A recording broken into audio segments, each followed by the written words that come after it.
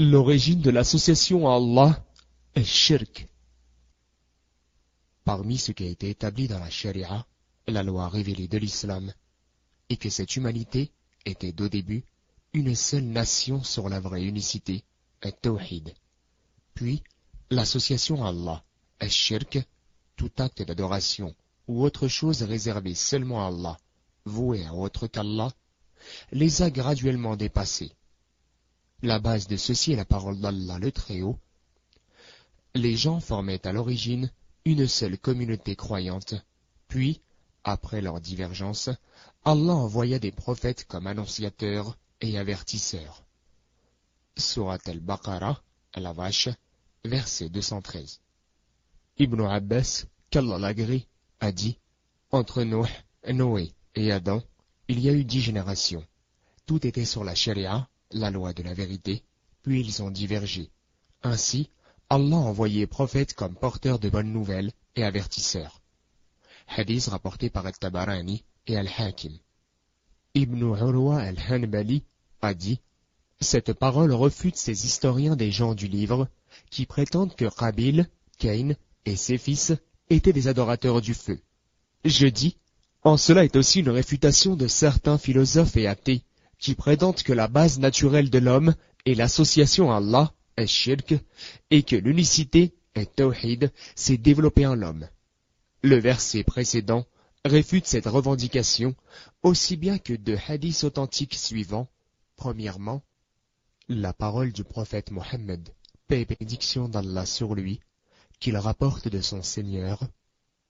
J'ai créé tous mes serviteurs sur la vraie religion, sur l'unicité, at-tawhid, loin de l'association, ash-shirk. Puis les diables sont venus à eux et les ont détournés de leur vraie religion. Ils ont rendu illicite aux gens ce que j'ai rendu licite pour eux, et ils ont commandé d'associer à mon adoration ce sur quoi je n'ai descendu aucune preuve. Rapporté par Muslim et Ahmed. Deuxième hadith, la parole du noble prophète, paix et bénédiction d'Allah sur lui. Chaque enfant naît sur la fitra, la nature innée, mais ses parents font de lui un juif, un chrétien ou un adorateur du feu. Il ressemble à la manière dont un animal donne naissance à une descendance naturelle. Avez-vous remarqué aucun nouveau-né mutilé avant que vous nous le mutilez?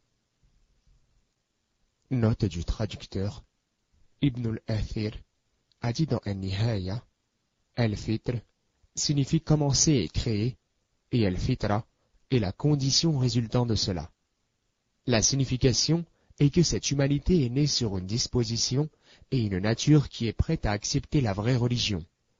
Ainsi, s'il devait être laissé sur cela, alors il continuerait.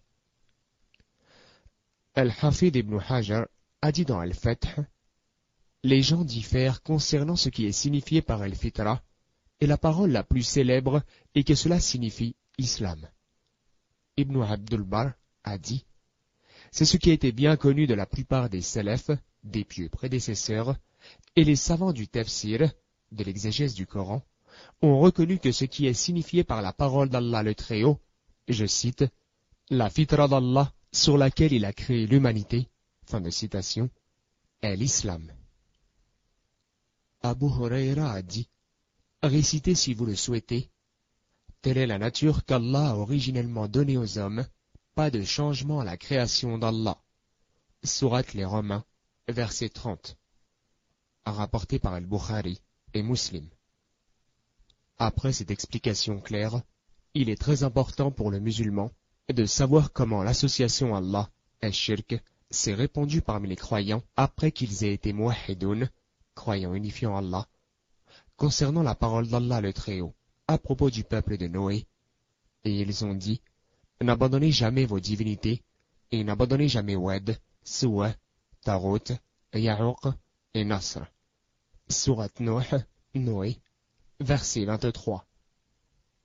Il a été rapporté par un groupe de salafs, pieux prédécesseurs, dans beaucoup de narrations, que ces 5 divinités étaient de pieux fidèles. Cependant, quand ils sont morts, Iblis a insufflé aux gens de se retirer et de s'asseoir sur leur tombe. Puis, il a insufflé à ceux qui sont venus après eux qu'ils devaient les prendre comme idoles, leur ornant cette idée en disant que c'était un moyen de se rappeler d'eux et de les suivre dans la conduite pieuse. Puis, Iblis a suggéré à la 3e génération qu'ils devaient adorer ces idoles en plus d'Allah le Très-Haut, et il leur a dit à voix basse que c'était ce que leurs ancêtres faisaient. Par la suite, Allah leur a envoyé Noé, sur lui la paix, leur ordonnant d'adorer Allah seul. Cependant, aucun n'a répondu à son appel, hormis quelques personnes. Allah le Très-Haut a rapporté cet incident en entier dans la sourate Noé. Ibn Abbas rapporte, en effet, ce sont 5 noms d'hommes pieux du peuple de Noé. Quand ils sont morts, Iblis a suggéré à leur peuple de faire des statues à leur effigie et de placer ces dernières en leur lieu de réunion comme un rappel, et ils ont donc fait cela. Cependant, aucun parmi eux n'a adoré ces statues jusqu'à leur mort, et le but des statues a été oublié. Ensuite, la génération suivante a commencé à les adorer. Rapporté par Al-Bukhari. D'autres choses similaires ont aussi été rapportées par Ibn Jarir al-Tabari et d'autres d'après un certain nombre de salafs qu'Allah les agrée. Dans Ad-Durr al-Manthur, Abdullah ibn Humayd rapporte d'Abu Mutahhar qui a dit « Yazid ibn Muhallab a été mentionné à Abu Ja'far al-Baqir. Il a dit « Il a été tué là où on a d'abord adoré d'autres en dehors d'Allah. » Alors il a mentionné Wad et a dit « Wad était un homme musulman aimé de son peuple. À sa mort, les gens ont commencé à se réunir autour de sa tombe sur la terre de Babil, pleurant et pleurant encore. Ainsi, quand Iblis a vu leur deuil et leur lamentation, il a pris la forme d'un homme et est venu à eux en disant « Je vois que vous pleurez et que vous vous lamentez sur lui. Pourquoi ne faites-vous pas une image de lui, c'est-à-dire une statue, et la placer en vos lieux de réunion pour que vous vous rappeliez de lui ?» Ils ont dit « Oui, on fait une image de lui » et l'ont mis en leur lieu de réunion, ce qui leur rappelait ce dernier. Quand Iblis vit la façon dont il se rappelait de lui avec excès, il dit « Pourquoi chaque homme parmi vous ne ferait-il pas une image semblable à celle-ci à mettre dans vos propres maisons pour que vous puissiez constamment vous rappeler de lui ?» Ils ont tous dit oui. Chaque foyer a fait une image de lui qu'ils ont adoré et vénéré et qui leur rappelait constamment. Abu Ja'far a dit « Ceux de la génération d'après ont vu ce que la génération précédente avait fait, au point qu'ils l'ont pris comme il est, divinité, adorée en plus d'Allah. Il a alors dit, c'était la première idole à être adorée en dehors d'Allah, et ils ont appelé cette idole Wad. Ainsi, la sagesse d'Allah le Très-Haut a été complétée quand il a envoyé Mohammed, paix et bénédiction d'Allah sur lui, comme sceau des prophètes, et a fait de sa sharia l'achèvement de toutes les lois divinement prescrites, dans lesquelles il a interdit tous les moyens et les voies par lesquelles les gens peuvent tomber dans le shirk, l'association à Allah, qui est le plus grand des péchés. Pour cette raison, construire des lieux saints sur des tombes et avoir l'intention de voyager spécifiquement vers elles, en les prenant comme lieu de festivité et de réunion, et prêtant serment par le résident d'une tombe, tout ceci a été interdit. Cela mène à l'excès et à l'adoration d'autres qu'Allah le Très-Haut. Ceci est encore plus vrai à une époque où la science diminue, l'ignorance augmente, où il y a peu de conseillers sincères à la vérité, et où Iblis coopère avec les hommes et les djinns pour dévier l'humanité de l'adoration d'Allah l'unique, le Très-Haut. Que la clémence et les bénédictions d'Allah soient sur notre prophète Mohammed, sa famille, ses compagnons, et sur quiconque le suit. Les causes d'augmentation ou de diminution de la foi. Louange à Allah, et que la paix et la bénédiction d'Allah soient sur le dernier des prophètes. L'attention des prédécesseurs a augmenté leur foi. Omar, qu'Allah l'agrée, disait à ses compagnons, « Venez, nous allons augmenter notre foi. » Ibn Mas'ud disait « Asseyez-vous avec nous, nous allons augmenter notre foi. » Il disait dans ses invocations « Ô Allah, augmente-moi ma foi, ma certitude et ma compréhension dans la religion. Mu'adh, qu'Allah l'agrée, disait « Asseyez-vous avec nous, nous allons avoir la foi un moment. » Les causes d'augmentation de la foi. Premièrement, apprendre la science religieuse. Allah le Très-Haut dit « Parmi ses serviteurs, seuls les savants craignent Allah. » Sourate le Créateur, verset 28. Réciter le Coran avec méditation et compréhension. Allah le Très-Haut dit « Certes, ce Coran guide vers la voie la plus droite. » Troisièmement, connaître les beaux noms et les excellents attributs d'Allah, puis l'adorer en conséquence de cette connaissance. Méditer sur la biographie du prophète, prière et salut sur lui. Méditer sur les biographies des pieux prédécesseurs. Méditer sur les avantages et mérites de la religion musulmane.